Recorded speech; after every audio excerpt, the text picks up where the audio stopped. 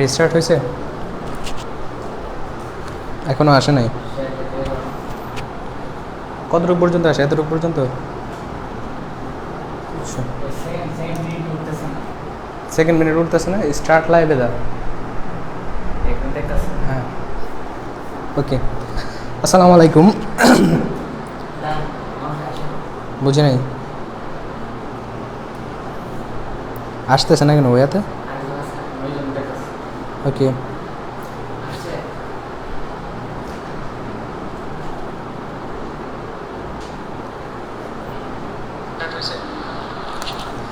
আসসালামু আলাইকুম, কেমন আছো তোমরা সবাই? আশা করি আলহামদুলিল্লাহ ভালো আছো। আজকে অনেক দিন পর এই লাইভ সেশনের আয়োজন করা হয়েছে, যদিও রাবি চ্যালেঞ্জের পক্ষ থেকে। তো আজকে আমি তোমাদের সাথে কিছু বিষয় শেয়ার করব। এর আগে যে বিষয়গুলো শেয়ার করা দরকার, যে তোমরা মাঝে মাঝে বিভিন্ন প্রশ্ন করে থাকো আমাকে। এটা একটু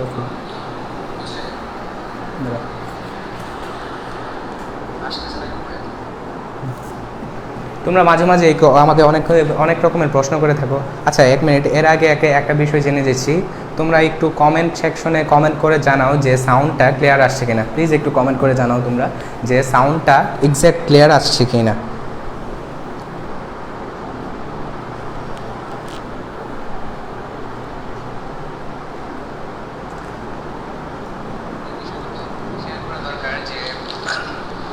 তোমরা মাঝে মাঝে বিভিন্ন প্রশ্ন করে থাকো আমাকে।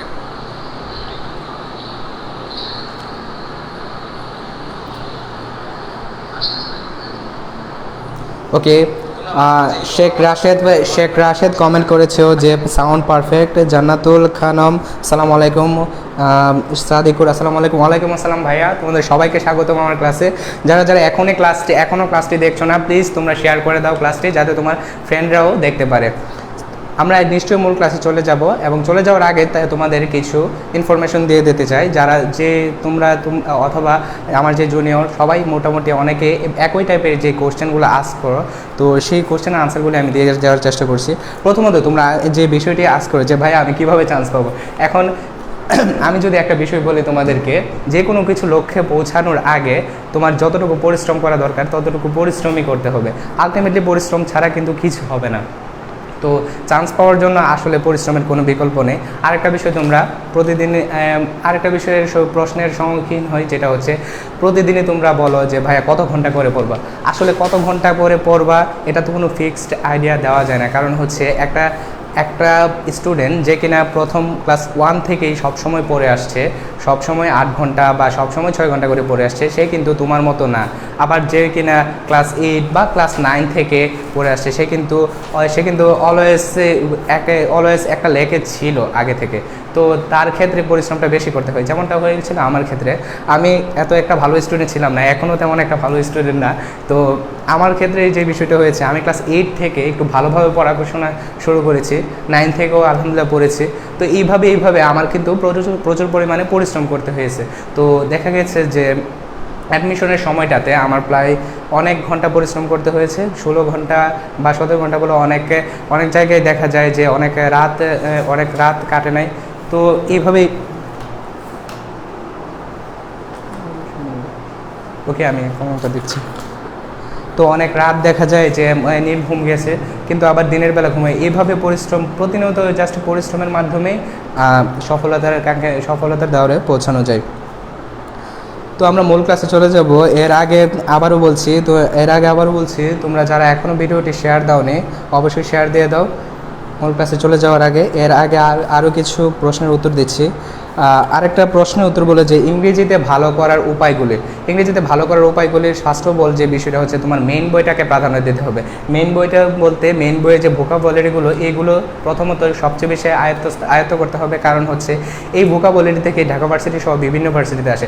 যেমন ধরো ঢাকা ভার্সিটি গত বছরের আগের বছরের যে কোশ্চেনটা আসছে ব্লান্ডিশমেন্ট শব্দটা, এটা কিন্তু তোমার মেইন বইয়ের শেষের পেজের আগের পেজে একটা এমসিকিউতে একটা অপশন হিসাবে আসছিল। তো সেইখান থেকে যে কোশ্চেনটা আসছে, তো একটা মেইন বইয়ের কোনো টপিক বা কোনো একটা অধ্যায়ও বাদ দেওয়া যায় না সেক্ষেত্রে, কারণ যে কোনো জায়গা থেকে প্রশ্নটা আসতে পারে।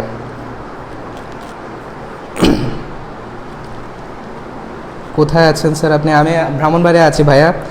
এছাড়াও তোমরা এখন মূল ক্লাসে চলে যাওয়ার আগে যে প্রশ্নগুলি করতে চাও অ্যাডমিশন সংক্রান্ত বা কীভাবে তোমরা পড়বে, এই প্রশ্নগুলি তোমরা কমেন্ট সেকশনে জানাতে পারো।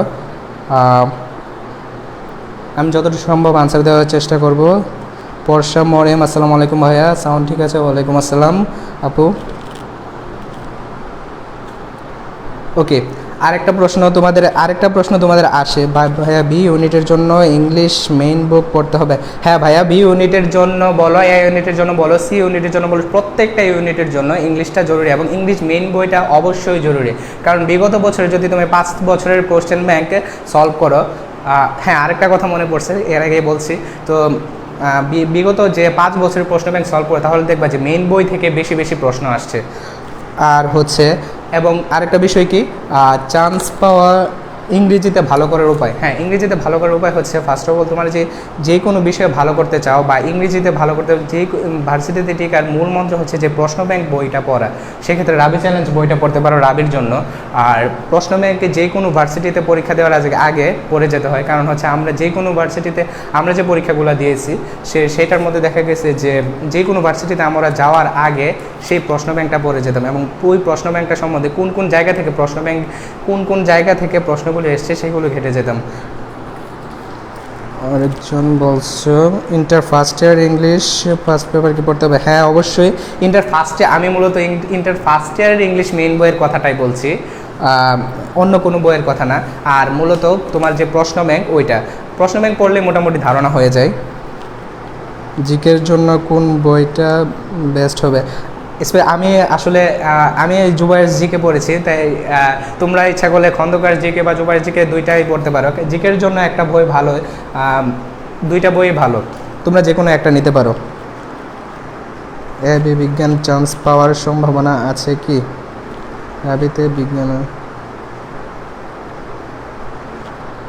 ওকে ভাইয়া, ক্লাস যেটা ওকে, কোথায় আছেন স্যার আপনি?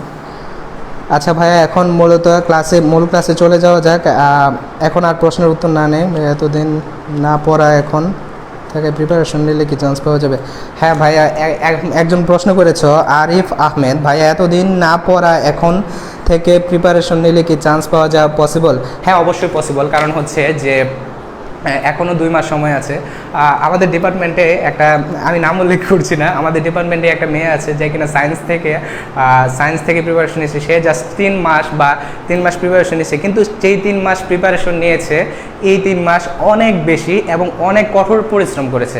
তো তোমার যেই সময়টা আছে ওই সময়টাতে যদি তুমি অ্যাপ্রোপ্রিয়েট পরিশ্রম করো এবং সৎভাবে পরিশ্রম করো এবং নিজের সাথে যদি তুমি কোনো ফাঁকি না দাও, তুমি যদি রাতে ঘুমাবার আগে তুমি তোমার বিবেককে বলতে পারো যে আমি যতটুকু পড়েছি ততটুকু আমি পারফেক্টভাবে পড়েছি, আমার এইখানে আমি আমার নিজের বিবেককে দোষ দিতে পারবো না, তাহলে আমি আশা করি এবং সৃষ্টিকর্তাকে তুমি ডাকো, তাহলে আমি আশা করি ইনশাল্লাহ তুমি চান্স পাবা।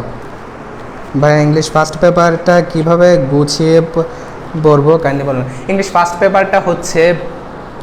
ফার্স্ট পেপার যে বইটা, এটা গোছানোর জন্য, এটা মূলত গোছানো আছে টেক্সট বুক প্যানাসিয়া নামের একটা বই আছে, যেটাতে মোটামুটি ইংলিশ বইটা গোছানো আছে, তো তোমরা চাইলে এটা দেখতে পারো।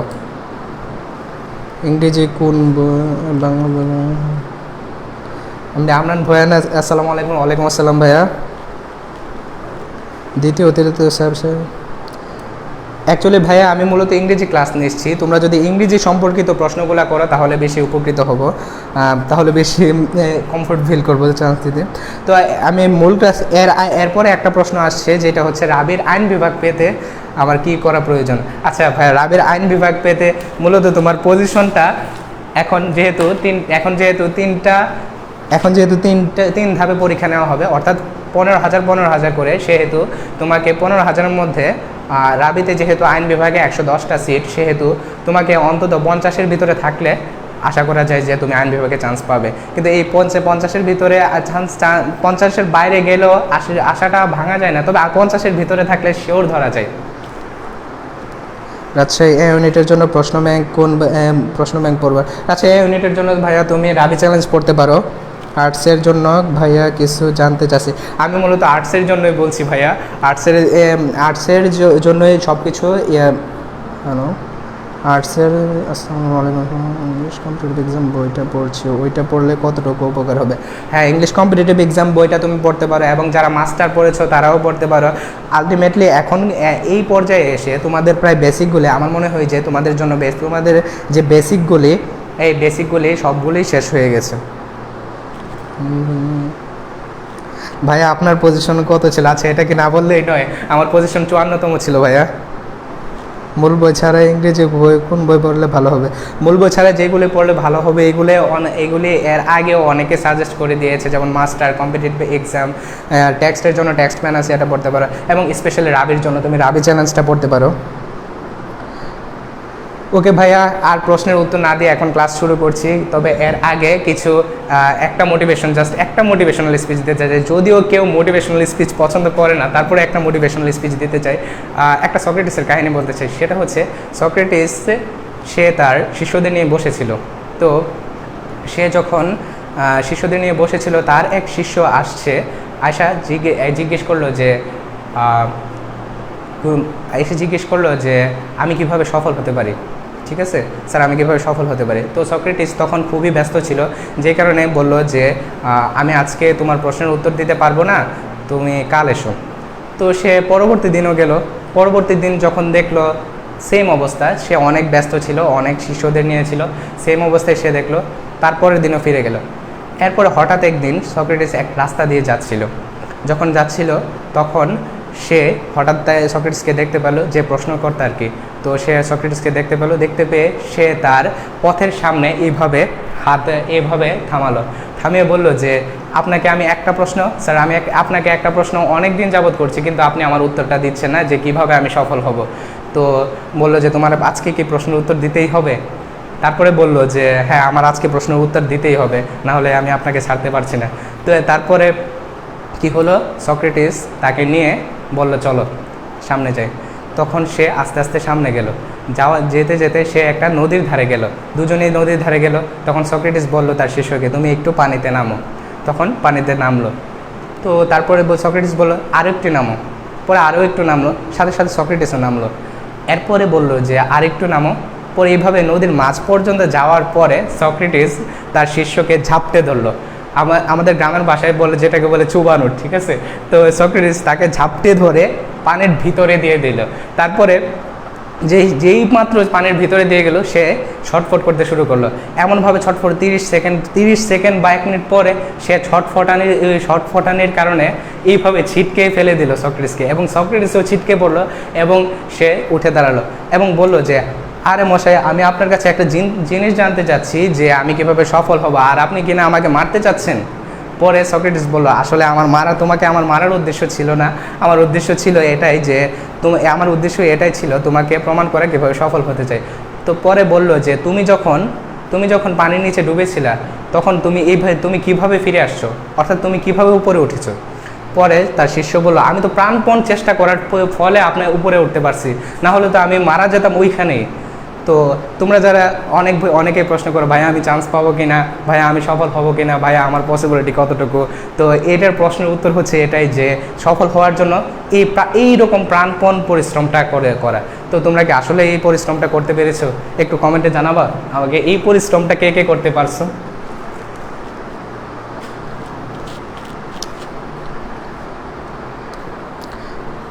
এখনো পর্যন্ত যারা ভাইয়া রাবি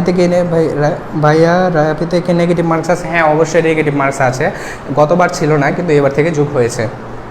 তোমরা এখনও যারা ক্লাসটি শেয়ার দাও নি, প্লিজ শেয়ার দিয়ে দাও, যাতে অন্যরাও দেখতে পারে। মূল ক্লাসে এখনই চলে যাব ইনশাল্লাহ।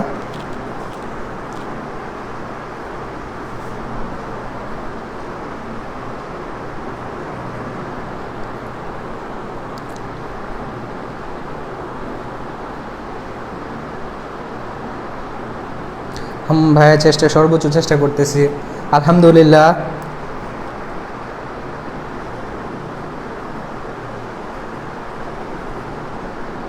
আচ্ছা, যারা লিখছো যে আমি চেষ্টা করছি, বাকিটা জানি না, এটা হচ্ছে যে তোমরা যারা চেষ্টা করছো এবং নিজের বিবেকের প্রতি দোষ নাই, যে আমি পড়ছি, যে আমার বিবেক থেকে আমি মুক্ত, যে আমি চেষ্টা করছি, সেটার ফল আল্লাহ দেবে, ঠিক আছে। কারণ সৃষ্টিকর্তা কারো ঋণ রাখেন না। ভাইয়া মাঝে মাঝে আচ্ছা ভিডিও ব্লার হয়ে যায়, একটু দেখো। জি ভাই এখনও পর্যন্ত করছে অল ট্রাই ভাই। খালি ডিপ্রেশনে পড়ে, আচ্ছা ডিপ্রেশনের বিষয়টা হচ্ছে এটা তোমার মনস্তাত্ত্বিক বিষয়। যখন তুমি 5 ওয়াক্ত নামাজ পড়বা, কোরআন পড়বা, আলটিমেটলি একটা জিনিস কি তুমি, আচ্ছা এটা বলা যদিও আমি এখনও মূল ক্লাসে যাই না, তোমরা কিন্তু একটা বিষয় আমি শেয়ার করতে চাই, যেটা আমি অনেক স্টুডেন্টদের কাছে শেয়ার করেছি, তো তোমাদের সাথেও শেয়ার করতে চাই। তার আগে একটু এক কাজ করি, তার আগে বন্ধুরা তোমরা একটু শেয়ার দিয়ে দাও। এই বিষয়টা আমি শেয়ার করছি যেটা তোমাদের আশা করি তোমাদের পড়ালেখায় কাজ হবে। সো আচ্ছা এইগুলো একটু বাদ রাখো। এখন আপাতত যে বিষয়টা শেয়ার করছি সেটা হচ্ছে, তোমরা অনেকেই বলো যে ভাইয়া আমি এই কাজ করি, এই পোলা করি, আমি তো টাইম পাই না ভাই, আমার পাবজি খেলা লাগে, ভাই আমার গার্লফ্রেন্ডকে সময় দেওয়া লাগে, ভাইয়া আমার রান্না করা লাগে, ভাইয়া আমি কি করব, তো আমার সময়টা হয় না। আচ্ছা তো তোমার সময়টা আমি একটু বের করে দিচ্ছি, যদিও ক্লাসের দেরি হচ্ছে তারপরে আমি এই কথাগুলি বলছি কারণ এটা তোমার আরও জরুরি। সো আমি মূল কথাটা বলছি, এটা হচ্ছে তোমার একটা দিনে সময় থাকে হচ্ছে 24 ঘন্টা। ওকে, তুমি কত ঘন্টা করে পড়ছো? আচ্ছা তোমরা কারা কত ঘন্টা করে পড়ছো আনুমানিক বা অন অ্যাভারেজ এই সপ্তাহের ভিতরে কত ঘন্টা করে পড়ছো? একটু কমেন্টে যদি জানাও আমি দেখতে পারবো এবং একটু আইডিয়া নিতে পারবো।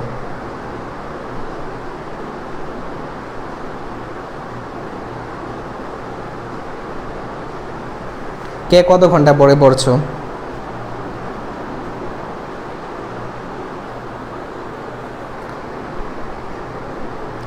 বোর্ডে লেখা ক্লিয়ার? আচ্ছা ভাইয়া আমি এখনও মূল ক্লাসে যাইনি, এর আগে মূলত তোমাদের একটু দিক নির্দেশনা দিতে যাচ্ছি যে বাকি যে 2 মাসটা আছে তোমরা কীভাবে পরিশ্রম করবা।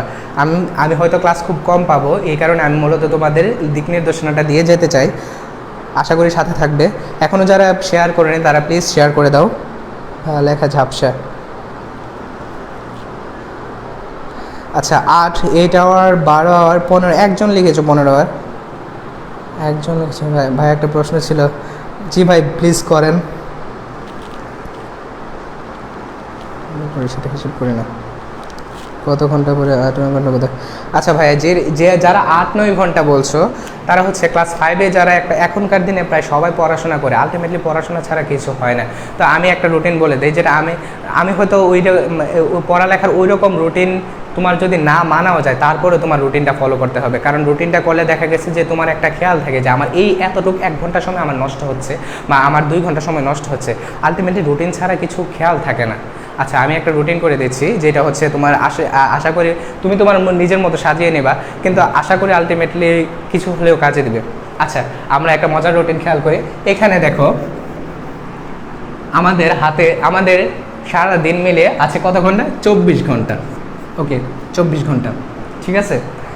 একটা মানুষ দিনে ঘুমাতে কত ঘন্টা ঘুমানো প্রয়োজন? অবশ্যই 6 ঘন্টা। ওকে দিলাম 6 ঘন্টা।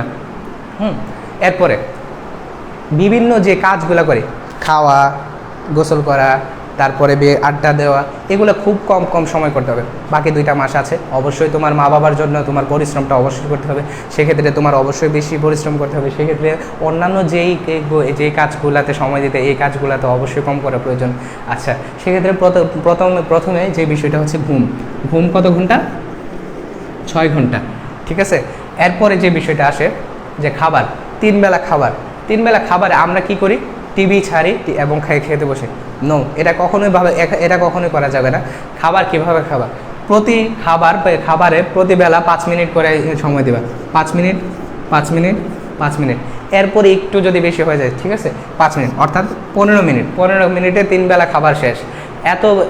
এত পেট ভরে খাওয়া লাগবে না, কারণ হচ্ছে চান্স পাওয়ার পরে তোমার খাওয়ানোর অভাব হবে না, বুঝতে পারছো?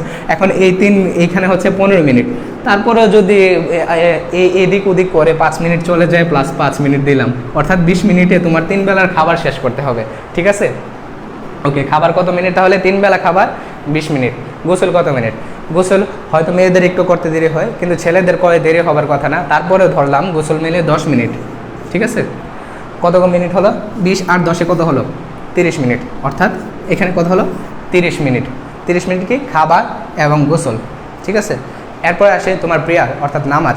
নামাজের ক্ষেত্রে নামাজ অবশ্যই পড়বা, যারা অন্যান্য ধর্মাবলম্বী আছো তারা অবশ্যই তোমাদের ধর্ম প্রার্থনা করবা, কারণ ধর্ম ছাড়া, মেডিটেশন ছাড়া কেউ কখনো মাইন্ড স্থির রাখতে পারে না। তুমি যতই বলো যে এদিকে এ তো ওদিকে ঘুরছে, আবার পড়ালেখাও ঠিক থাকছে, আসলে এইভাবে কখনো হয়ে ওঠে না। কারণ হচ্ছে পড়ালেখা করতে গেলেও বা যে কোনো কিছু করতে গেলেও মাইন্ডটা রিফ্রেশ রাখা লাগে এবং নামাজ বা একটা মেডিটেশনের দরকার আছে, ঠিক আছে।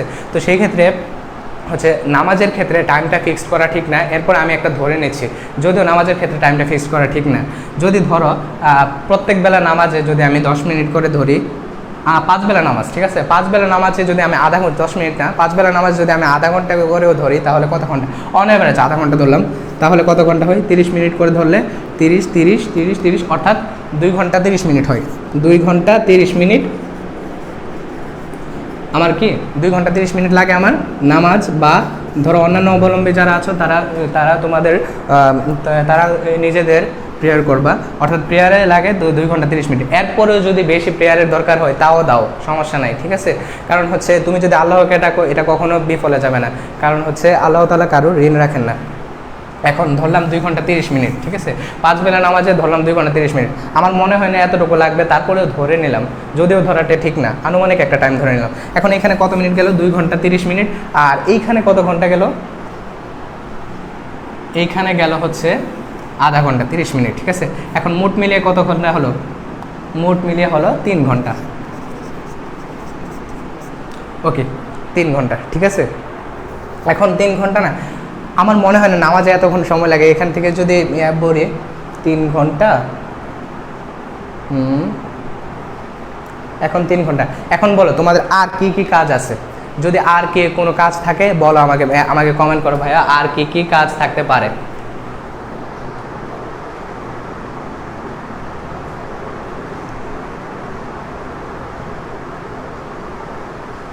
মেসেঞ্জারে কয় মিনিট চ্যাট করবো ভাইয়া? ওকে, মেসেঞ্জারে চ্যাটের কথা বলতেছি।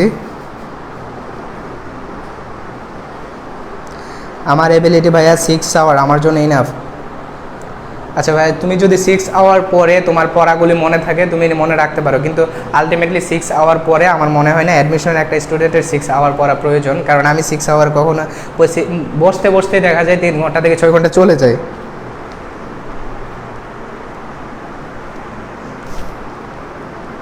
একটু ফেসবুকে ঘাটাঘাটি, আচ্ছা ঠিক আছে। বাংলাদেশের খেলা থাকলে মিস দেওয়া হয় না। ওকে, আর কি কি আছে? একটু ফেসবুকে ঘাটাঘাটি। পাবজি কেউ খেলো না? পাবজি খেলা টাইম লাগবে না?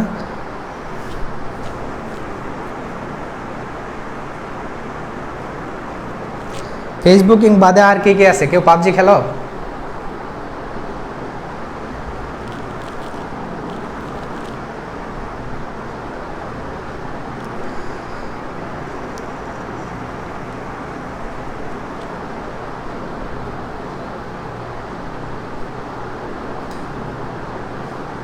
গ্রুপ আছে ভাই, আমি খেলি। আচ্ছা, খেলাধুলা। ওকে, আমি নামাজ ধরলাম 2 ঘন্টা, ঠিক আছে। নামাজ আমার মনে হয় না 2.5 ঘন্টা লাগবে, যদিও 2 ঘন্টা 30 মিনিট লাগে তাহলেও দিবা, সমস্যা নেই। যারা 2 ঘন্টা 30 মিনিট নামাজ দিতে পারে তারা আসলে ফেসবুকে সময় দেওয়ার প্রয়োজন পড়ে না, ঠিক আছে। যাদের 2 ঘন্টা লাগে, 2 ঘন্টা নামাজে লাগে তাদেরও আশা করি ফেসবুকে। এখন যাদের ধরো 2 ঘন্টা ধরলাম, তোমার 5 ওয়াক্ত নামাজে 2 ঘন্টা চলে যায়। এখন বাকি আছে আরও আধা ঘন্টা, ঠিক আছে, 30 মিনিট। এখন এই 30 মিনিট কীভাবে কাজে লাগাবা? এই 30 মিনিট কীভাবে কাজে লাগবে? এই 30 মিনিটের মধ্যে তুমি 20 মিনিট ফেসবুকিং করবা, ঠিক আছে। এখন ফেসবুকিং কীভাবে করবা? ফেসবুকে কারো কোনো মেসেজের রিপ্লাই দিবা না, ঠিক আছে। যদি বলে ভাইয়া কী রে তোর বাবুইটা গেছে, ভাব নিয়ে আনিস এত এইরকম পড়ে, ওকে, দিস ইজ মাই চয়েস, আমি ভাব নিতেছি, ঠিক আছে। কিন্তু কারণ হচ্ছে তুমি যখন টিকবা ওই ফ্রেন্ডগুলোই তোমাকে ইন্সপায়ারেশন দেবে। কারণ হচ্ছে এই সময়টা একটা অসামাজিক হওয়ার সময়। কারণ হচ্ছে এই সময়টা তোমার জীবনে আর আলটিমেটলি আর আসবে না, কখনোই আসবে না। তুমি কান্না করো বা আর যাই করো, কখনোই আসবে না। যারা সেকেন্ড টাইমে যায় তাদেরকে তুমি যদি জিজ্ঞেস করো, তাদেরকে দেখলে তুমি বলতে পারবা যে তাদের মনোবলটা কতটুকু তারা ধরে রাখতে পারে। কারণ বেশি দিন ধরে রাখতে পারে না, কারণ সেকেন্ড টাইমাররা। আর যারা ধরে রাখতে পারে সেকেন্ড টাইমাররা, যারা মনোবলটা আছে তারা একদম ফাস্ট হয়ে যায়, কিন্তু আলটিমেটলি সেকেন্ড টাইমে মনোবলটা ধরে রাখতে পারে না। তো এই চান্স বা এই সময় এটা আর জীবনেও আসবে না যদি তুমি অসামাজিক এখন না হতে পারো। কারণ এই সামাজিক যোগাযোগ মাধ্যমে আসবা কি জন্য? অবশ্যই সামাজিক হওয়ার জন্য। এখন এই কিছুটা দিন তুমি অসামাজিক থাকো না। হ্যাঁ,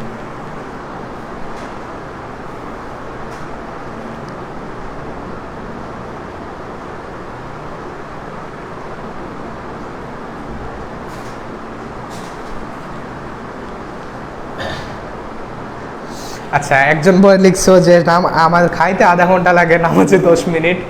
এটাই ভাই কারণ হচ্ছে নামাজে আমাদের অনেকেরই মনোযোগ থাকে না। আচ্ছা ঠিক আছে, রুটিন বানিয়ে দিব।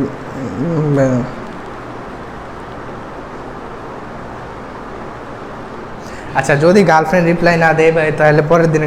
আচ্ছা ভাইয়া, তুমি ভার্সিটিতে টিকলে অবশ্যই গার্লফ্রেন্ডের অভাব হবে না, যদিও আমার নাই। কিন্তু টিকলে তোমার আলটিমেটলি এইগুলোর অভাব হবে না। আচ্ছা যাই হোক ভাইয়া, মূল ক্লাসে চলে যাই। এখন দেখো, তোমার যদি ফেসবুকিং করা লাগে, ফেসবুকে ঢুকে, ফেসবুক থেকে অন্য জায়গায় ইয়াতে চলে গেছিলাম, ফেসবুকে ঢুকে জাস্ট তুমি নোটিফিকেশনগুলি দেখবা, জাস্ট নোটিফিকেশনগুলি দেখবা কে কোন গ্রুপে কোন ভার্সিটি সম্পর্কিত যে পোস্টগুলো আছে, এবং 20 মিনিট ডিরেক্ট বের হয়ে যাবে। কোনো মেসেঞ্জার রাখবা না, এই 2টা মাস কোনো মেসেঞ্জার রাখবা না। যদি একান্তই কথা বলতে ইচ্ছা হয়, মার সাথে কথা বলো, অথবা বাবার সাথে কথা বলো, অথবা এর সাথে কথা বলো। কোনো গার্লফ্রেন্ড রাখবা না, এখন আপাতত কোনো গার্লফ্রেন্ডের দরকার নাই, ঠিক আছে? যদি মানো, আর যাদের এখন এগুলার কোনো দরকার নেই। আচ্ছা, 20 মিনিট হচ্ছে ফেসবুকিং, আর 10 মিনিট তুমি যার সাথে মন চায় আড্ডা দিলা, যার সাথে মন চায় যা ইচ্ছা তাই করলা, ঠিক আছে? সেটা তোমার, ইটস আপ টু ইউ, সেটা তোমার ইচ্ছা, ঠিক আছে? এখন কত মিনিট হলো? হয়েছে তো নামাজে হইল কত মিনিট? 2 ঘন্টা 30 মিনিট।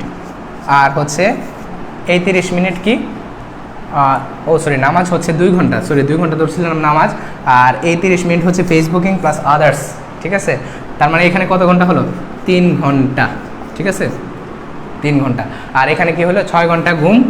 আর এখানে কত ঘন্টা হলো? 10 20 10, 3 ঘন্টা 6 ঘন্টা। এখানে হচ্ছে 5 5 20 10, এখানে হচ্ছে 30 মিনিট।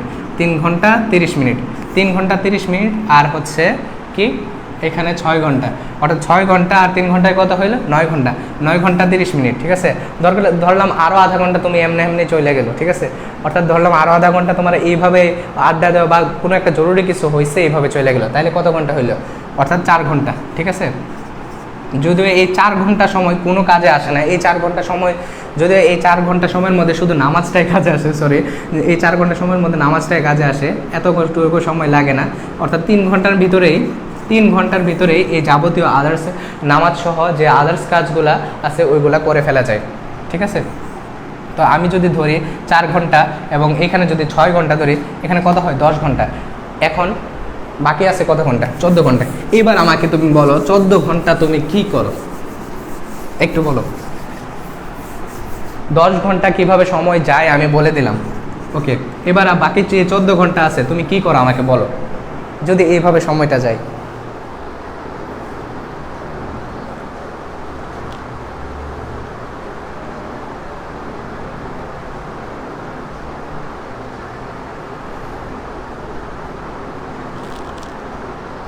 অ্যাকচুয়ালি ভাইয়া ডিপ্রেসটা হচ্ছে তোমার মনের সমস্যা, কারণ মন ব্যতীত আর কিছু না। এটা তুমি মানে 5 ওয়াক্ত নামাজ পড়ো, ঠিক হয়ে যাবে ইনশাল্লাহ।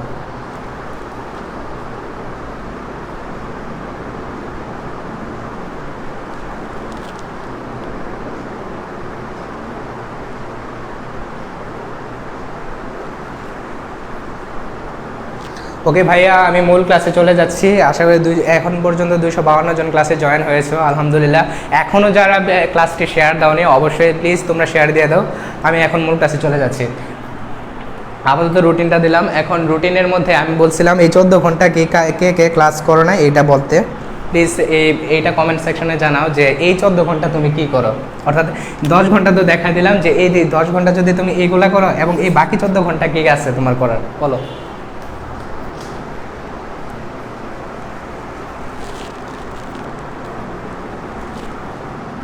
ভাই 3 ঘন্টার বেশি যদি তুমি গেম খেলো এবং এইভাবে যদি টাইমগুলো নষ্ট করো, তুমি আলটিমেটলি ধরে নাও তুমি চান্স পাবা না। আমি সরাসরি বলতেছি, তোমার কাছে হার্ড লাগতে পারে, কিন্তু আসলে এটা ধরে নিতেই হবে এভাবে যে, কারণ এইটুকু যে সময় আছে, এখনও যদি তুমি সতর্ক না হও, তাহলে আলটিমেটলি কিছু করা সম্ভব না।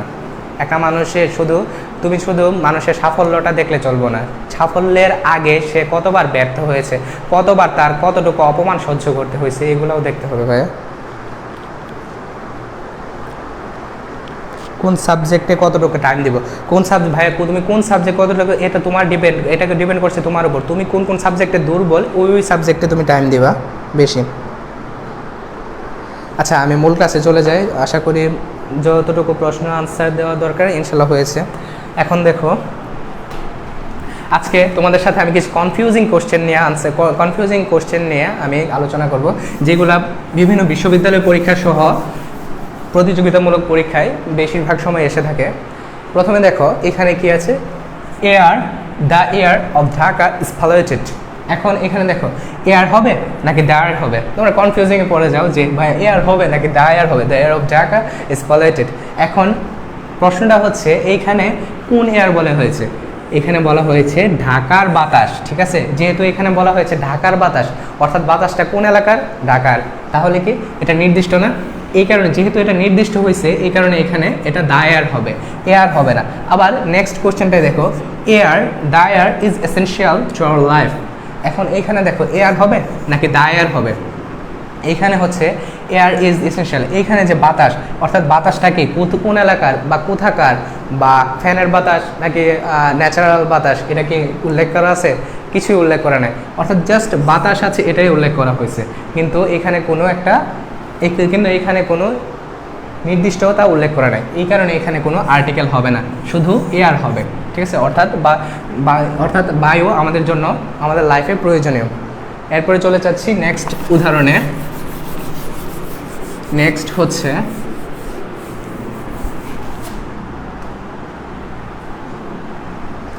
fewer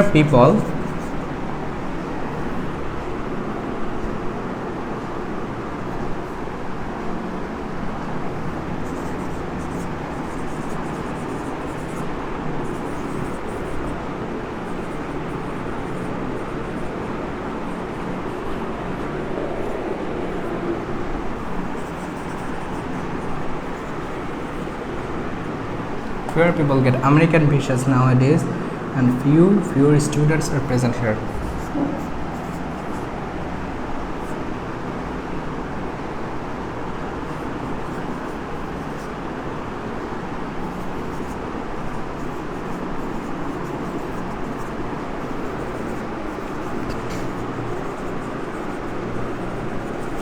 ওকে, এখানে দেখো ভাইয়া fewer people get American visas nowadays, ঠিক আছে, অর্থাৎ এখানে কেন ফিউয়ার হলো, এখানে তো ফিউ হতে পারতো, আবার এখানে তো লেসও হতে পারতো, কেন এখানে ফিউয়ারই হলো, এখানে ফিউয়ার হওয়ার মূল কারণ হচ্ছে এখানে দেখো fewer people get American visa nowadays, অর্থাৎ বর্তমানে আমেরিকান ভিসা খুব কম লোকই পায়, ঠিক আছে, অর্থাৎ খুব কম লোকই পায়, কখন, বর্তমানে, তার মানে কি আগে বেশি পেত এখন বর্তমানে কম পাচ্ছে, অর্থাৎ কি এখানে কি হচ্ছে কম আর বেশির মধ্যে, অর্থাৎ এই নাওয়াডেজ এর মধ্যে একটা তুলনা বোঝাচ্ছে যে এখনকার দিনে এই ভিসাগুলি বেশ কম পাওয়া যায় আর আগের দিনে বেশি পাওয়া যেত, এই যে একটা তুলনা, এই তুলনার জন্য এখানে ফিউয়ার বসেছে, ফিউ বা লেস বা এগুলা হয়নি, ঠিক আছে, বুঝতে পারছো, যারা বুঝতে পারছো তারা কমেন্ট করে জানাও যে এটা বুঝতে পারছো। এবং এরপরের যে বিষয়টা যে দেখো ফিউ নাকি fewer students are present here, এখানে দেখো এখানে কি কোনো তুলনা বুঝিয়েছে, fewer students are present here, অর্থাৎ কিছু স্টুডেন্ট এখানে উপস্থিত আছে, যেহেতু এখানে কিছু স্টুডেন্ট এখানে উপস্থিত আছে, এখানে কি কারো তুলনা বোঝাচ্ছে, অবশ্যই কারো তুলনা বোঝায় নাই, এখানে জাস্ট অল্প স্টুডেন্ট বোঝাচ্ছে। আর একটা বিষয় কি এখানে যখন ফিউ থাকবে তখন এখানে কিন্তু নাউনের সাথে অবশ্যই অ্যাস হবে, ঠিক আছে, এখানে যেহেতু কোনো তুলনা বোঝাচ্ছে নাই এখানে ফিউয়ার হবে না, অবশ্যই ফিউ হবে। যারা এই দুইটা এক্সাম্পল বুঝতে পেরেছো তারা অবশ্যই কমেন্ট করে জানাও, এবং না বুঝতে পারলে বলো।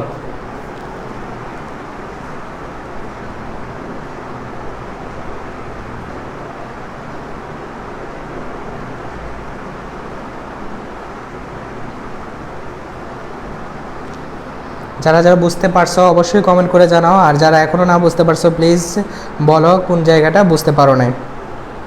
আমি নতুন এক্সাম্পলে চলে যাচ্ছি, যেগুলো কনফিউজিং, যে বিষয়গুলো কনফিউজিং আসে এবং পরীক্ষাতে দেখা যায় তোমরা অপশনগুলো মিস্টেক করে ফেলো।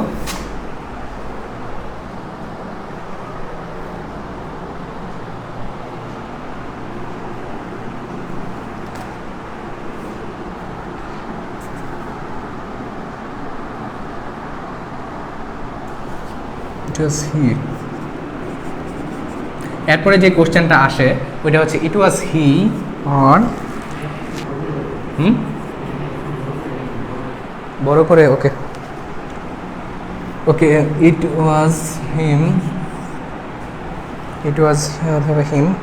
হু had left before he arrived who had left before he arrived. এখনও যারা ভাইয়া শেয়ার দাওনি তারা প্লিজ শেয়ার দিয়ে দাও যাতে অন্যান্যরা ক্লাসটা করে উপকৃত হতে পারে। এখন এখানে কি হবে, it was he or him who had left before he arrived. এখানে দেখো আমরা কি জানি, এখানে কারা কারা এই কোশ্চেনটার উত্তরটা করতে পারবো আগে ওই কমেন্টে জানাও, এরপরে আমি তোমাদের বুঝিয়ে দিচ্ছি। এর আগে আমি একটা উদাহরণ লিখে দিচ্ছি, এটা হচ্ছে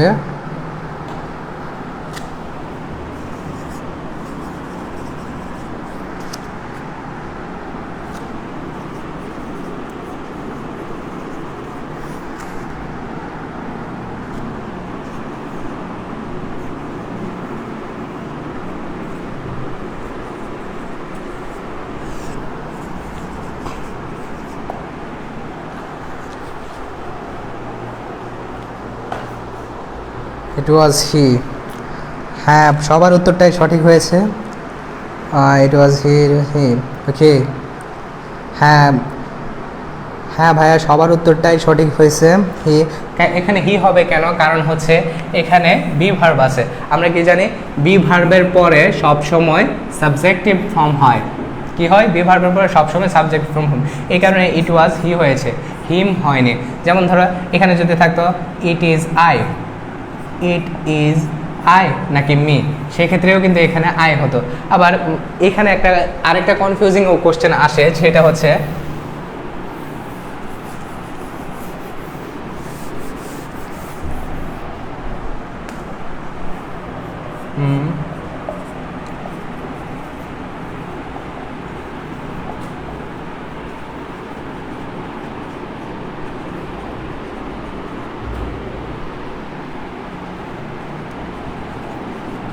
I is the 9th letter of alphabet। কেউ কি এই প্রশ্নের আনসার করতে পারবা?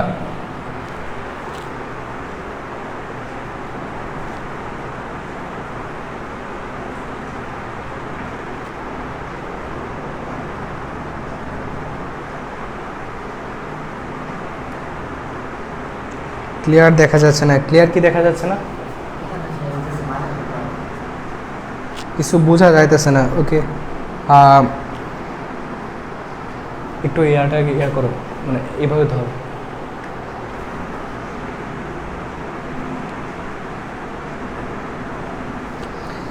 এখানে ভাইয়া কি আনসার হবে, একটু উত্তরটা দাও। I is the 9th letter of alphabet। এখনো যারা ভিডিওটি শেয়ার করো না তারা ভাই প্লিজ শেয়ার করে দাও। হ্যাঁ, এখন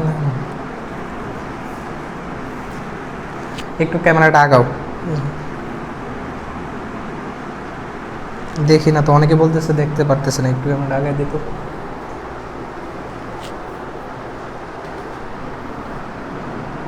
জুম করো।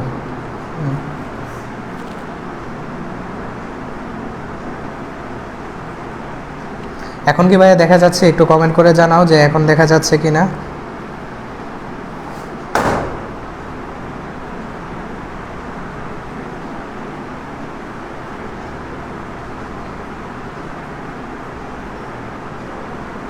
আসলে জুম করো না, জুম না করে একটু ইয়া করো। ঠিক আছে, এখন ঠিক আছে। ওকে, আর কিছু করে দেবে। ওকে, এখানে দেখো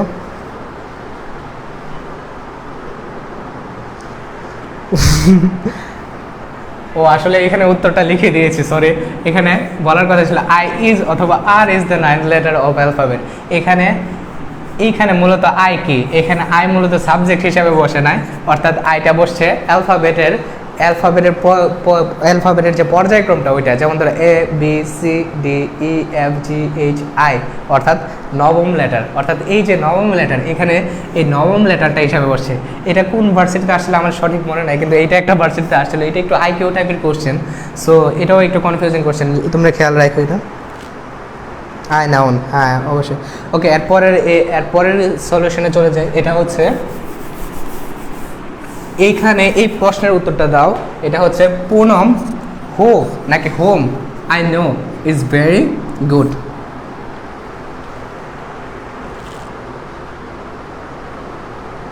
টপিক মূলত ভাইয়া কনফিউজিং কোশ্চেন পড়াচ্ছি, যে তোমরা অলরেডি বেসিক সব কিছু শেষ করে ফেলছো, এখন যে তোমাদের যেই প্রশ্নগুলি পড়তে সমস্যা হয় বা বিভিন্ন কোশ্চেন ব্যাংকে পড়তে গেলে দেখা যায় যে এই যে কোশ্চেনগুলো পড়তে সমস্যা হয়ে ওঠে, বা তোমরা যে প্রবলেমগুলো আমাদের কাছে দেখাও ওই প্রবলেমগুলো মূলত আমি এখানে ডিসকাস করছি।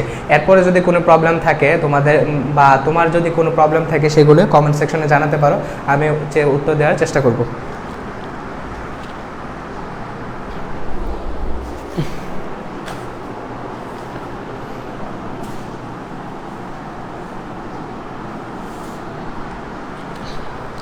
হ্যাঁ ভাইয়া, সবার উত্তরটাই সঠিক হয়েছে, কিন্তু এটা হোম হবে কেন?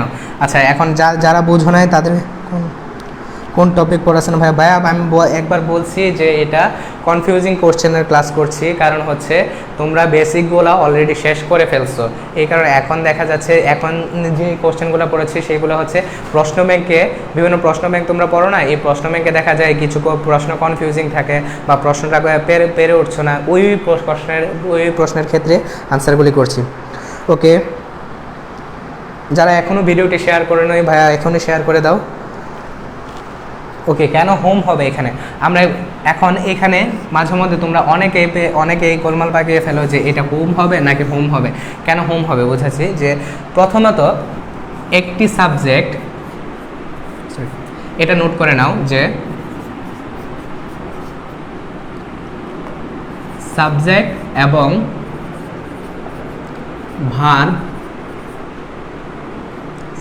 এবং ভার্ব সমান হলে হোম, আর সাবজেক্ট এবং ভার্ব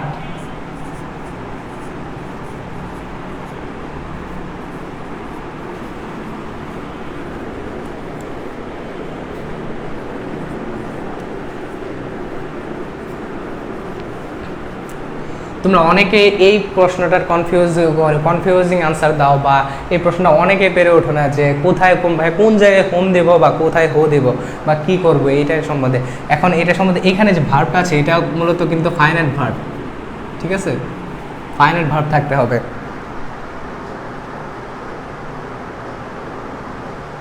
ক্লাসটা কতক্ষণ চলবে? অ্যাকচুয়ালি ক্লাসটা শেষ আশা করে আমি যে প্রবলেমগুলো তোমরা দেখাচ্ছ বা যে প্রবলেমগুলো হয় এই প্রবলেমগুলো শেষ করতে যতক্ষণ লাগে চেষ্টা করবো ততক্ষণ পর্যন্ত ক্লাসগুলো করার। সাবজেক্ট ভার্ব সমান হলে তার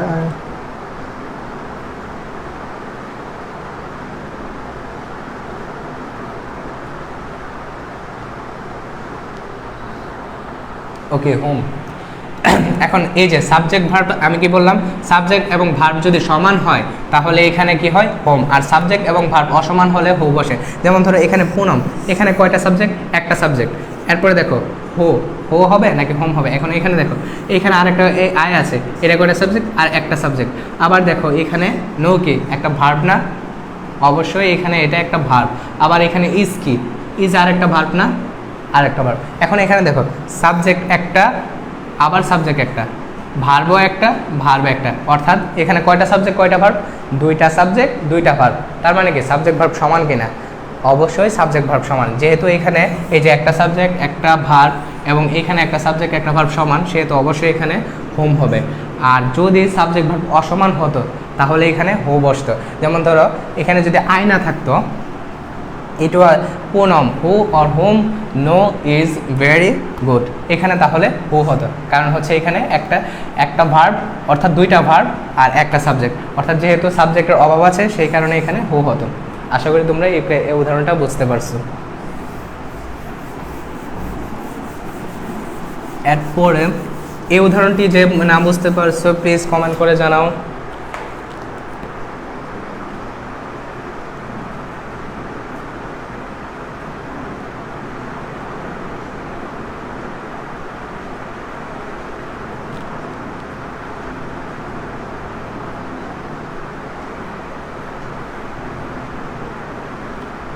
লাইটের আলো হঠাৎ কমে গেল ভাইয়া, বুঝতে পারছি না আমি এখন লাইটটাকে তো লাইটের পাওয়ারও বাড়াতে পারছি না, বা লাইটটার আওয়াজ হঠাৎ কমে গেল কেন বুঝতে পারছি না ভাইয়া।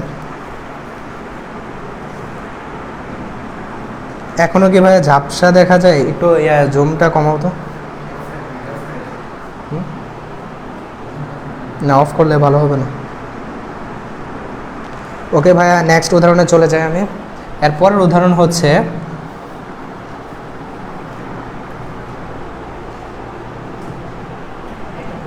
it is Siam.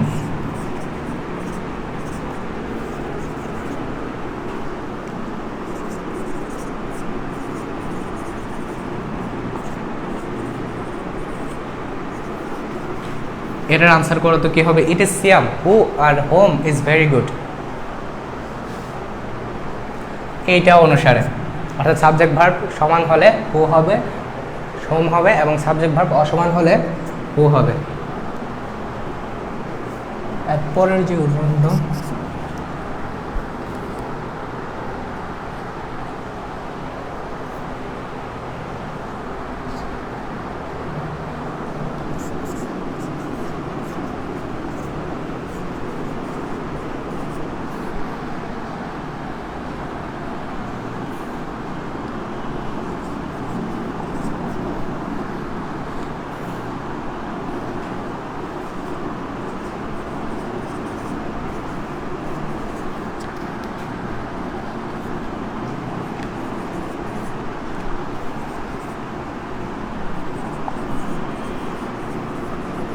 প্রথমত ভাই এই আনসারটা বলো, এটা কি হবে? এই উদাহরণটাতে পড়ে যাচ্ছি, আগে এই আনসারটা বলো কি হবে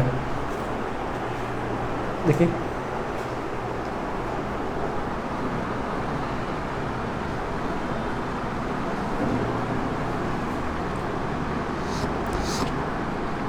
হ্যাঁ, সবার আনসারই সঠিক হয়েছে, এটা হু হবে। কারণ হচ্ছে এখানে দেখো কয়টা সাবজেক্ট এখানে আছে বলো? একটা সাবজেক্ট আছে, এবং এরপরে কয়টা ভার্ব আছে? একটা ভার্ব আছে। আবার দেখো এখানে কয়টা সাবজেক্ট? এখানে সাবজেক্ট কি আর আছে? না, একটা ভার্ব আছে, অর্থাৎ দুইটা ভার্ব আর একটা সাবজেক্ট। আর আমরা কি জানি? সাবজেক্ট হিসাবে কি বসে? সাবজেক্ট হিসেবে হু বসে, আর অবজেক্ট হিসাবে হোম বসে।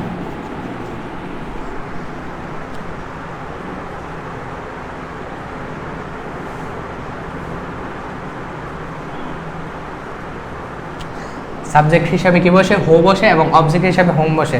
এখন যেহেতু এখানে কয়টা ভার্ব? একটা সাবজেক্ট এবং একটা ভার্ব। আবার এখানে কয়টা সাবজেক্ট? এখানে কোনো সাবজেক্ট নাই, ভার্ব আছে, অর্থাৎ দুইটা ভার্ব একটা সাবজেক্ট। তাহলে অভাবটা কার আছে? অভাবটা কার আছে? অবশ্যই সাবজেক্টের আছে, তাই না? যেহেতু যার অভাব তাকেই তো মেটাতে হবে, তাই না? সেক্ষেত্রে এখানে সাবজেক্টের অভাব আর এসে সাবজেক্ট মেটাবে। এখন সাবজেক্টের অভাবের ক্ষেত্রে সাবজেক্ট হিসাবে কি বসে? হু বসে না? নাকি হোম এসে অভাব পূরণ করবে? এখন একজনের অভাবকে আরেকজন পূরণ করতে পারে? অবশ্যই পারে না। সেক্ষেত্রে এখানে সাবজেক্টের অভাব পূরণ করবে কে? হু। এই কারণে এখানে হু হয়েছে, অর্থাৎ দুইটা। এখন তো আশা করি এখন ক্লিয়ার হয়েছে।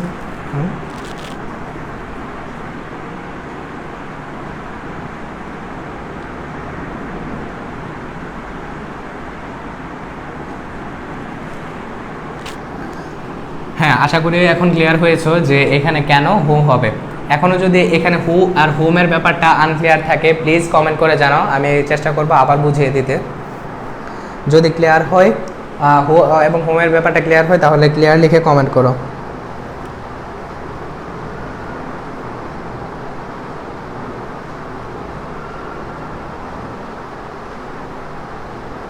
যাক, আলহামদুলিল্লাহ একদম ক্লিয়ার সব। এরপরের উদাহরণটা যায়, যে যা তোমরা আনসার করো, এরপরের উদাহরণের আনসারটা লেখো তো। এরপরের কোশ্চেনটা একটু কঠিন যদিও।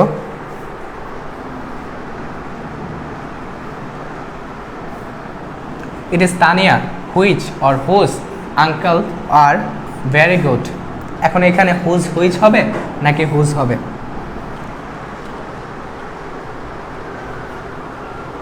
মার্কার শেষ।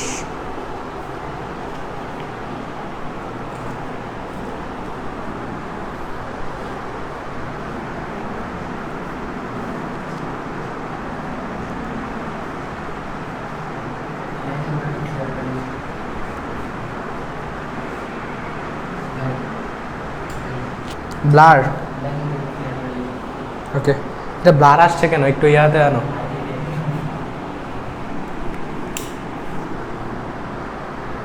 এখন কি ভাইয়া ক্লিয়ার দেখা যাচ্ছে?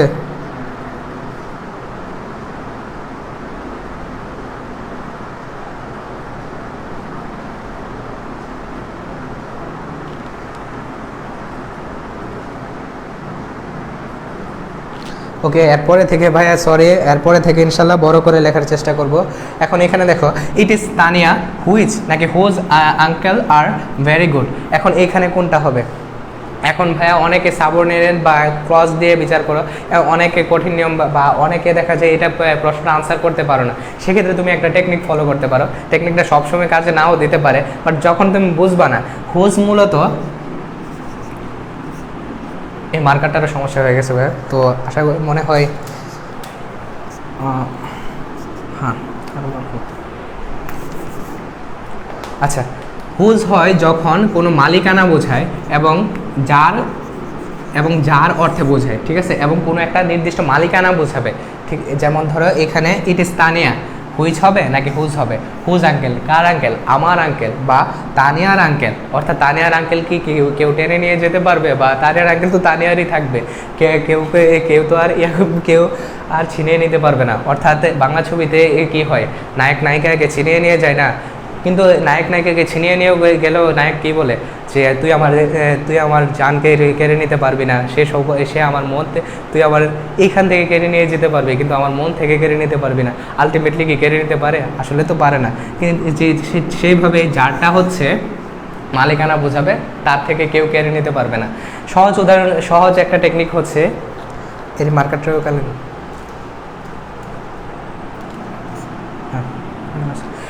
এই হোজ এর ব্যাপারে সহজ একটা উদাহরণ তুমি মনে রাখতে পারো, যখন হোজ বসে তখন এর আগেও নাউন বসে এবং পরেও নাউন বসে। এই টেকনিকটা যে সবসময় কাজে লাগবে তা না, তো যখন পরীক্ষাতে আসে কিন্তু তুমি যদি না দিতে পারো, কোনো কোশ্চেন আনসার করতে সমস্যা হয় বা ধরো তুমি বুঝে উঠতে পারছো না, সেক্ষেত্রে আগে এবং পরে নাউন দেখলে তুমি হোজ দিয়ে দিতে পারো। এখানে ইট ইজ তানিয়া, তানিয়া কি নাউন না? আবার এখানে আঙ্কেল কি নাউন না? তো এখানে তুমি এই জন্য হোজ দিয়ে দিতে পারো। ক্লিয়ার? আশা করি এবার হুইচ মালিকানা বোঝায় না ভাইয়া, আমি বলছি হুজ মালিকানা বোঝায়।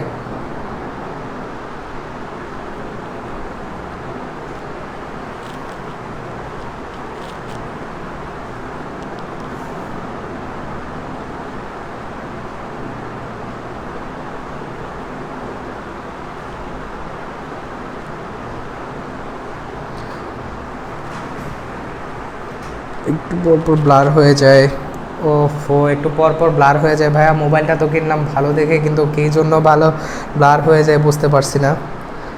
হয়তো মোবাইলটা আমার মোবাইলটা খারাপ দিয়ে দিচ্ছে।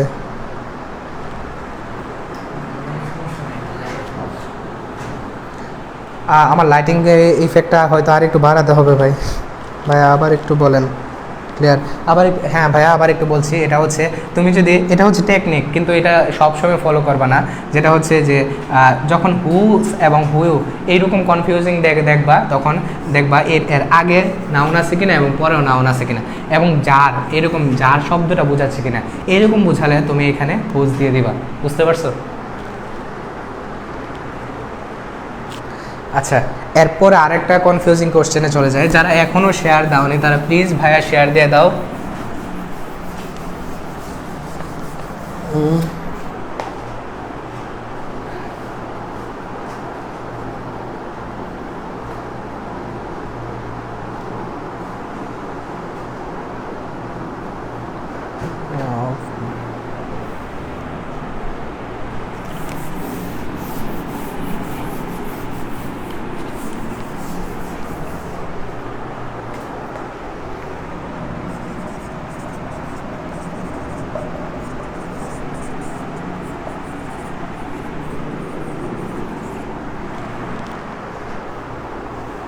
majority of the boys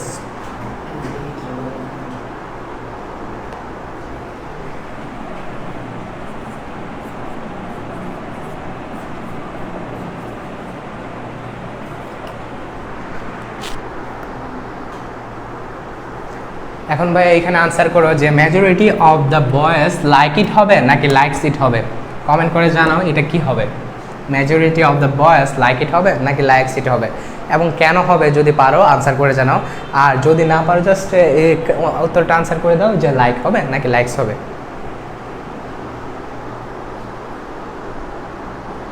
ওফ এখানে লাইকস দিতে ভুল করছি একটু, তাও তো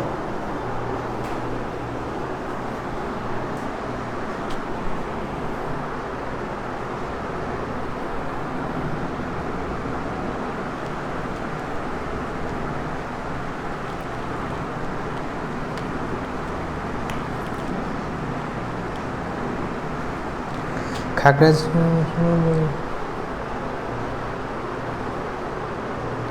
ভাই হুইচটা বুঝলাম না। আচ্ছা হুইচটা হচ্ছে আমি আরেকবার রিপিট করছি, এটা হচ্ছে যার বোঝাবে বা মালিকানা বোঝাবে, এবং এর হুইচ যখন এখানে হুইচ হয় না ভাইয়া, হুজ হয়েছে আনসারটা। তুমি আরেকবার একটু ভিডিওটা রিভাইন্ড করে দেখে নিও। লাইক ইট, লাইক সিট, অনেকে লাইক সিট দিচ্ছ, অনেকে লাইক ইট দিচ্ছ। আচ্ছা আমি বুঝিয়ে দিচ্ছি কি হবে। এখন এখানে দেখো মেজরিটি অফ দ্য বয়েজ, এখন মানে কি বয়দের মধ্যে বেশিরভাগ, অর্থাৎ বালকদের মধ্যে বেশিরভাগ। এখন আমি যদি বলতাম ওয়ান অফ দ্য বয়েজ, এই যে one of the boys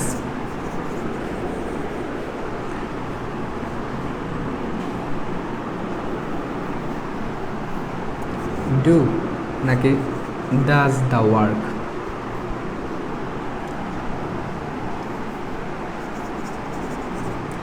does the work,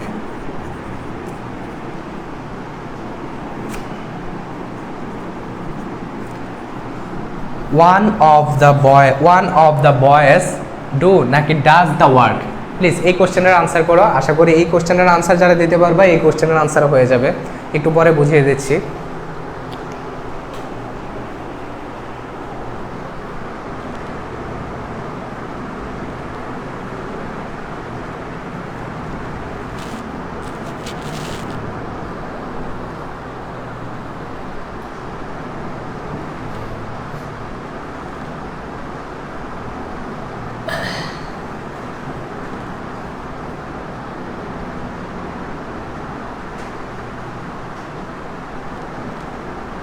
অনেকে ডু দিচ্ছ, অনেকে ডাজ দিচ্ছ। আচ্ছা আমি এখন বুঝিয়ে দিচ্ছি যে এটা ডু হবে নাকি ডাজ হবে। এখন তুমি প্রথমত অর্থ করবা। অফ হচ্ছে একটা বিভক্তির তুমি যদি প্রিপোজিশন পড়ে থাকো তাহলে দেখবা প্রিপোজিশনগুলো কিছুটা বিভক্তি আকারে হয়, যেমন র এবং এর, এই বিভক্তিগুলো পড়ছো না তোমরা। এই র এর বিভক্তি এর ক্ষেত্রে যেগুলো হয়, অফ এর ক্ষেত্রে এই যে অফ দিয়ে যেগুলো হয় এইগুলাই র এর ক্ষেত্রে হয়, অর্থাৎ র এর অর্থগুলো অফের ক্ষেত্রে প্রাধান্য পায়। ঠিক আছে, এটা হচ্ছে প্রিপোজিশন আলোচনাতে করা হয়। যাই হোক এটা বাদ দাও ভাইয়া। এইখানে দেখো ওয়ান অফ দ্য বয়েজ, অর্থাৎ মানে কি বালকদের মধ্যে একজন। ঠিক আছে, অর্থাৎ বালকদের মধ্যে কতজন? একজন। তাহলে এটা সিঙ্গুলার না প্লুরাল? অবশ্যই সিঙ্গুলার। যেহেতু সিঙ্গুলার সাবজেক্ট তাহলে এখানে কি হবে? অবশ্যই ভার্বটা সিঙ্গুলার হবে, কারণ আমরা জানি যে সাবজেক্ট সিঙ্গুলার থাকলে ভার্বও কি হয়? সিঙ্গুলার হয়। সাবজেক্ট প্লুরাল থাকলে ভার্বও কি হয়? সাবজেক্ট সিঙ্গুলার থাকলে ভার্বও সিঙ্গুলার হয়, আর সাবজেক্ট যদি প্লুরাল থাকে তাহলে ভার্বও কি হয়? প্লুরাল হয়। এই কারণে এখন এইখানে দেখো যে ওয়ান অফ দ্য বয়েজ, বয়দের মধ্যে একজন, একজন কি কখনো প্লুরাল হতে পারে? অবশ্যই পারে না। তাহলে এখানে একজন যেহেতু এটা কি সিঙ্গুলার, এবং এখানে যেহেতু সাবজেক্টটা সিঙ্গুলার, ভার্বটা কি হবে? অবশ্যই প্লুরাল হবে না, না সিঙ্গুলার হবে। এই কারণে এখানে ডাজ হয়েছে। আর আমরা জানি যে ভার্বের সাথে অ্যাজ বা ইএস থাকলেই এটা সিঙ্গুলার হয়। আশা করি তোমরা এই উদাহরণটা বুঝতে পারছো। এবার বলো যে majority of the boys like it হবে নাকি লাইকস ইট হবে?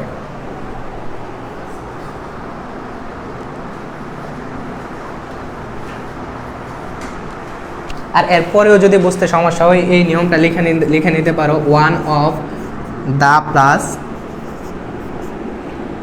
Plural noun, singular verb.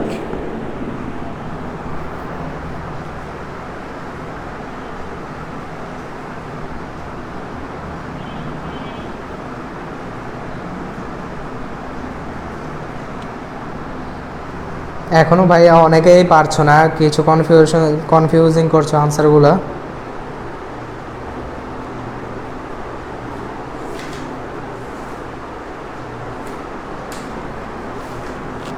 আচ্ছা আমি ক্লিয়ার করে দিচ্ছি ভাইয়া।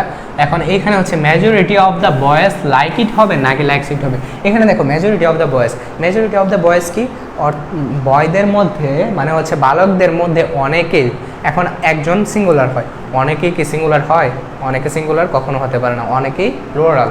এখন যেহেতু অনেকেই plural, majority of the boys মানে বয়দের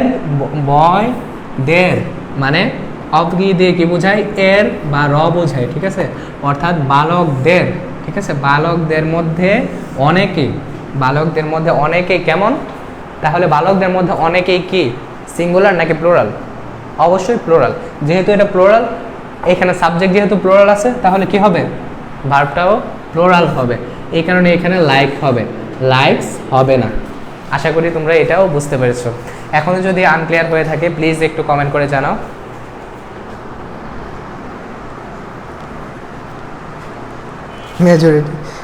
মেজরিটি ফার্স্ট বুঝালে ভালো হতো। আসলে মেজরিটিটা এই কারণে এইখানেই আমি একটা এক্সাম্পল দিয়ে বুঝিয়েছি। পরীক্ষার মধ্যে কিন্তু অনেক প্রশ্ন আসে যেখানে লেখা থাকে যে কোন এই প্রশ্নের উত্তর কোনটি নয়, শুধু কোনটি, বা বলা থাকে যে এই প্রশ্নের উত্তর কোনটি বলে কোনটি পর্যন্ত আমরা দেখি, পরে যে নয় লেখা থাকে ওইটা আমরা অনেকেই খেয়াল করি না, কিন্তু নয়টাও কিন্তু খেয়াল করতে হয়। বুঝছে, ক্লিয়ার। আচ্ছা আশা করি বুঝতে পেরেছো। এরপরে আমরা নেক্সট উদাহরণে চলে যাই। আশা করি সবার ধৈর্যের বাঁধ ভেঙে গেছে। কার কার ধৈর্যের বাঁধ আছে একটু বলতে পারবা? এখনও যাদের আধা ঘন্টা ক্লাসের মনোযোগিতা বা আধা ঘন্টা ক্লাস করালেও থাকতে পারবা, কেউ কি এরকম কারা কারা আছো এখনও আরও যদি আধা ঘন্টা ক্লাস করে থাকতে পারবা, একটু কমেন্ট করে জানাতে পারবা?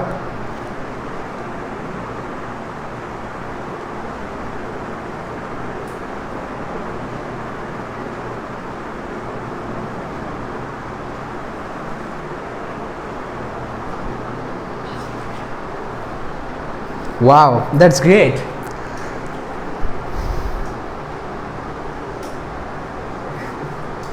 Wow, অনেকেই আছো যারা এখনও ক্লাস করতে আগ্রহী। এভাবে যদি তোমরা আগ্রহী থাকো আমার নিজেরও ইন্সপিরেশন বাড়ে যে আরও ক্লাস নেবার। আশা করি ইনশাল্লাহ নিতে পারবো। এরপরে যে উদাহরণটা,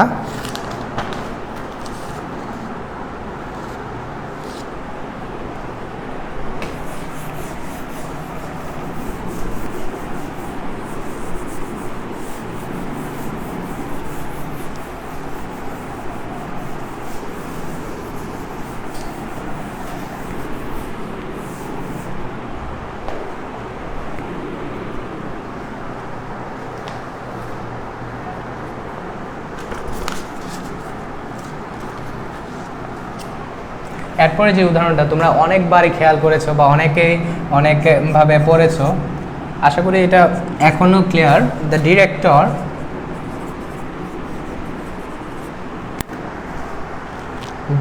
ডিরেক্টর অ্যান্ড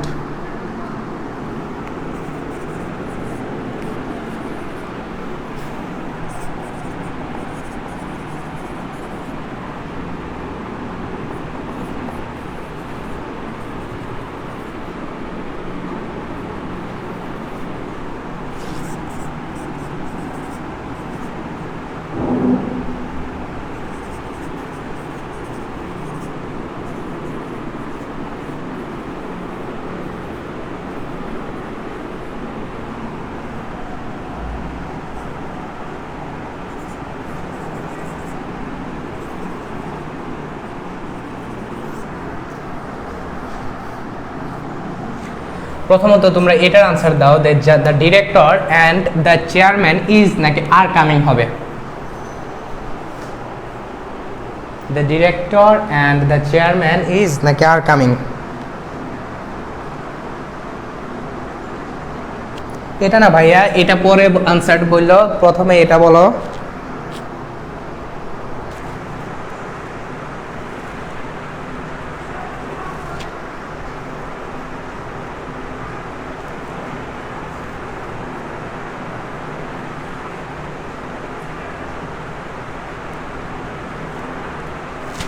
হ্যাঁ, অনেকে এই প্রশ্নের উত্তরটা দিতে পারছো, কারণ হচ্ছে এখানে যখন দা দিয়ে নির্দিষ্ট করা হয় তখন দুইটা আলাদা আলাদা ব্যক্তি হয়। কয়টা ব্যক্তি হয়? দুইটা আলাদা আলাদা ব্যক্তি হয়। অর্থাৎ এইখানে একজন ব্যক্তি হয়, আবার এখানে আরেকজন ব্যক্তি হয়। ঠিক আছে ভাই, আমি আঁকতে পারি না, মোটামুটি আঁকলাম। অর্থাৎ এই দুইটা ব্যক্তি যখন থাকে তখন কি হয়? এই দুইটা ব্যক্তি যখন আলাদা আলাদা থাকে তখন এইখানে আর হবে, ইজ হবে না। কিন্তু এই দুইটা ব্যক্তি যদি না হয়ে একটা ব্যক্তি হয়, তাহলে সেই ক্ষেত্রে কি হয়? The director and chairman. এইখানে পদগুলোকে বোঝাচ্ছে, অর্থাৎ আর এইখানে দুইটা মানুষকে বোঝাচ্ছে। খেয়াল করো, এইখানে দুইটা মানুষকে বোঝাচ্ছে, আর এইখানে কিন্তু দুইটা পদকে বোঝাচ্ছে। অর্থাৎ the director and the chairman, অর্থাৎ ডিরেক্টর এবং চেয়ারম্যান হচ্ছে তার পদ, কিন্তু ব্যক্তি কয়জন? এই একজনই। কানটা দিতে ভুলে গেছি। ঠিক আছে, অর্থাৎ ডিরেক্টর এবং চেয়ারম্যান একই ব্যক্তি, সেই কারণে এখানে কি হবে? ইজ হবে, আর হবে না। আশা করি এই নিয়মটা বুঝতে পারছো। অবশ্যই এই উদাহরণটা একটু সহজ, এরপরে একটু কঠিন উদাহরণে যাওয়ার চেষ্টা করছি। বোরিং হচ্ছে না তো ভাইয়া?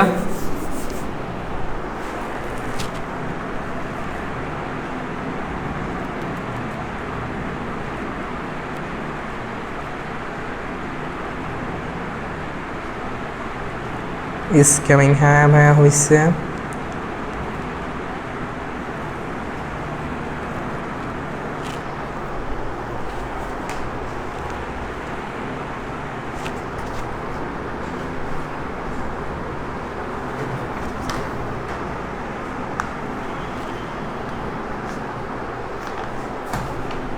একটা সহজ এক্সাম্পল।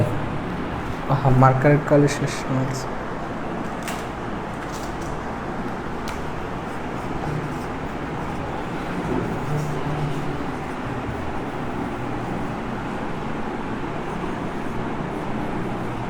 আচ্ছা, এখানে কি হবে? It is he is better than me নাকি আই? খুব সহজ কোশ্চেন।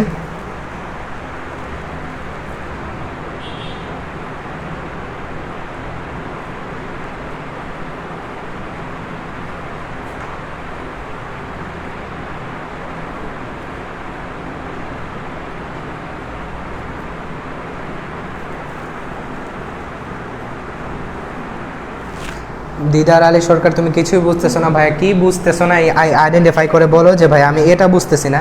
আমি ইনশাল্লাহ চেষ্টা করব বোঝানোর। অনেকে মি দিচ্ছ, অনেকে আই দিচ্ছ। এক্সাক্ট আনসারটা বলো ভাইয়া, কি হবে?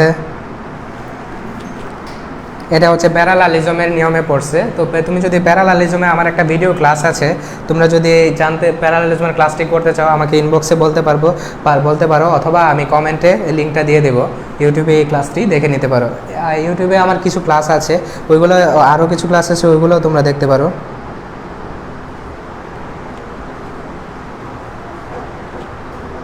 আচ্ছা, এটা আমি বুঝিয়ে দিচ্ছি। এখানে দেখো, he is better than me নাকি আই। সবসময় মনে রাখবা, কম্পারেটিভ দ্যানের পরে, এই যে কম্পারেটিভ দ্যানের পরে সবসময় সাবজেক্টিভ ফর্ম হবে। অর্থাৎ কম্পারেটিভ ফর্মের পরে সবসময় সাবজেক্টিভ ফর্ম হবে, অর্থাৎ দ্যানের পরে আর কি। আর প্যারালালিজমের হিসাবে যদি বলি, এই যে এখানে সাবজেক্টিভ ফর্ম আছে, তাই এইখানেও সাবজেক্টিভ ফর্ম হবে। মূলত এখানে দ্যান আছে, এরকম তুলনামূলক দ্যান থাকলেই এরপরে সাবজেক্টিভ ফর্মই হয়, তাই এখানে আই হবে। এখন এখানে যদি হি বা হিম থাকতো, সেই ক্ষেত্রে এখানেও হি হতো, হিম হতো না। ঠিক আছে, অর্থাৎ মূল ফ্যাক্ট হচ্ছে দেন।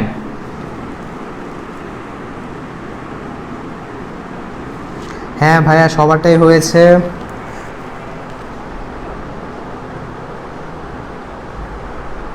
এখনো কেউ যদি না বুঝতে পারো বলে থাকো। ঝাপসা কেন?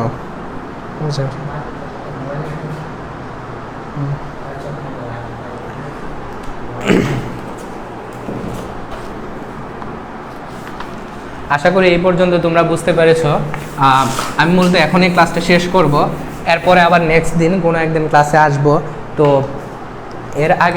এর আগে তোমাদের জানিয়ে রাখছি যে এর আগে কিছু কথা বলতে চাই, সেটা হচ্ছে এইরকম কনফিউজিং যে কোশ্চেনগুলো আছে এবং কনফিউজিং টাইপের যে বিভিন্ন প্রতিযোগিতামূলক পরীক্ষাতে আসে, যেগুলো তোমরা আনসার করতে সমস্যা হয়, এরকম কনফিউজিং কোশ্চেন সহ পুরো ইংরেজি বই এবং পুরো ইংরেজির একটা সামারি করে আমি একটা সাজেশন তৈরি করেছি। এটা হচ্ছে ফায়ারবল, তোমরা চাইলে কুরিয়ারে নিতে পারো। যারা যারা নিতে চাও তারা ইনবক্সে আমাকে অর্ডার করতে পারো। আর এটা হচ্ছে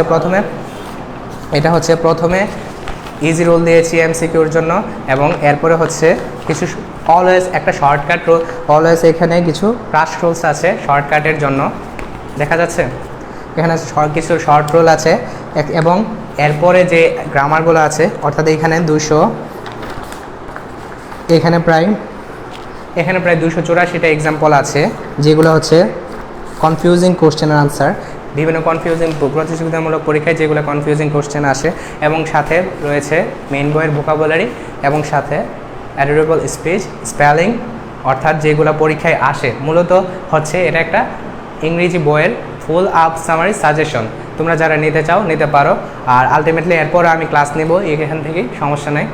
এবং যারা যারা এখনও ইংরেজি পড়তে গেলে বিভিন্ন সমস্যায় পড়ো বা বিভিন্ন কোশ্চেন তোমাদের থাকে, সেগুলি পরে আমার পরবর্তী ক্লাসে কমেন্টে তোমরা জানাতে পারো, আমি চেষ্টা করব তোমাদের কোশ্চেনের আনসার দেওয়ার।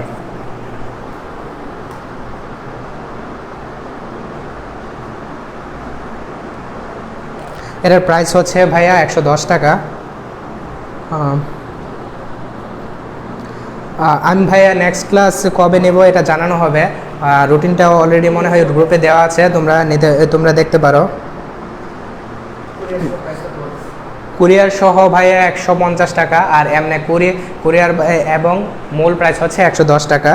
এবং সবগুলো কনফিউজিং যে কোশ্চেনগুলো আছে এটাতে দেওয়া আছে, এবং এইখানে যে টেকনিকগুলো, বিভিন্ন টেকনিক আছে যেগুলো হচ্ছে পাশাপাশি, অর্থাৎ শর্টকাট ওয়েতে কীভাবে তুমি আনসার করবা, এবং শর্টকাটলি কীভাবে, অর্থাৎ যে নিয়মগুলি ব্রড, এগুলোকেই শর্ট করে আনা হয়েছে।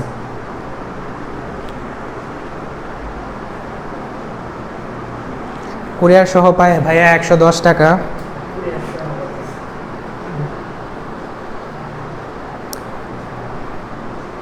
$110 ভাইয়া।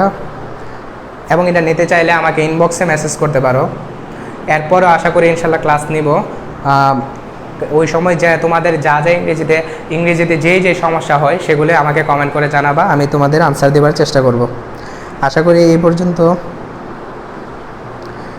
সাথে থাকার জন্য তোমাদের ধন্যবাদ। আল্লাহ হাফেজ।